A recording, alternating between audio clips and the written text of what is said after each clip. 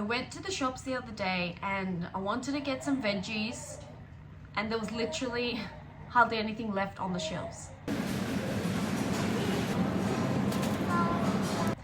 Except this huge pumpkin that ended up costing me $10.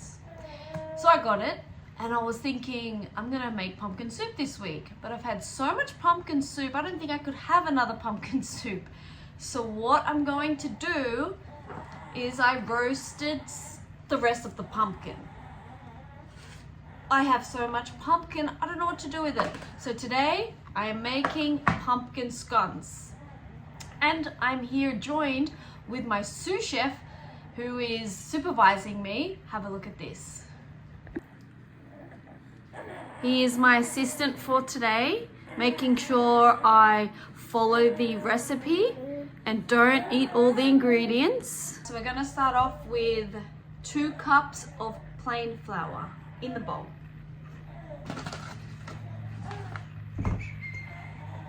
2 teaspoons of baking powder. 1, 2. About a tablespoon of caster sugar. A pinch of salt. You probably want to go with iodized salt to make sure you're having enough iodine in the diet. Add about half a teaspoon of cinnamon.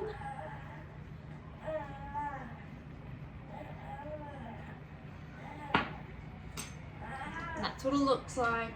Next, we're going to add half a teaspoon of nutmeg.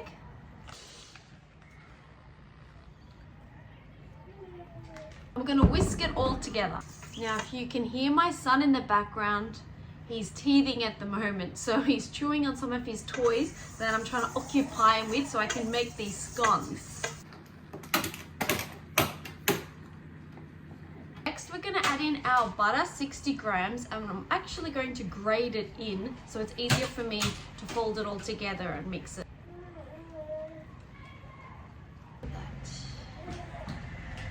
Grated butter.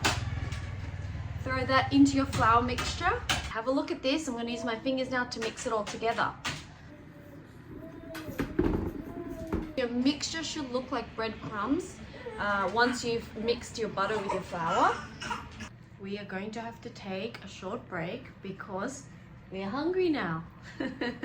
We'll be back. All of that talk about food was making Alpha really hungry, so we had to stop for a quick breastfeed. I'm gonna add half a cup of milk. It's supposed to be buttermilk, but we're making our own by adding half a cup of milk. I'm using soy high protein for more protein for those gains. And I'm gonna add a tablespoon of vinegar to my milk. Mix it together. I'm gonna add that to the middle of my dough.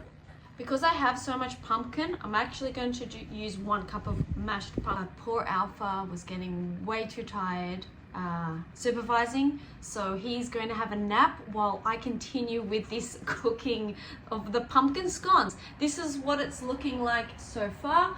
I'm going to mix it together with a knife. For me, cooking brings out my creative style and is also like a form of meditation where I can just focus on the one task without needing to worry about anything else. Okay, so after kneading the dough until it's smooth, you can use a lightly floured rolling pin to gently roll out the dough and use a circular size cutter to cut it out. Or you can just flatten it using your hands like I'm doing and use a knife to cut them into squares, rustic style.